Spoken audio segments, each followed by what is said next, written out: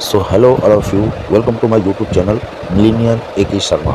यहाँ पे आप सभी को बोटल्फा से क्रॉस मार्केट में अपना 10% फंड कैसे ट्रांसफ़र करें उसकी पूरी जानकारी दी जाएगी। तो कृपया करके बिना स्किप किए आप पूरी की पूरी वीडियो ज़रूर देखें। ठीक है, धन्यवाद। और वीडियो अच्छा लगे तो वीडियो को लाइक करें और चैनल को सब्सक्राइब करें और बेल आइकन को क्लिक करके रखें ताकि अगला वीडियो आप तक मेरा अपडेट पहले पहुँचे। Thank you so much.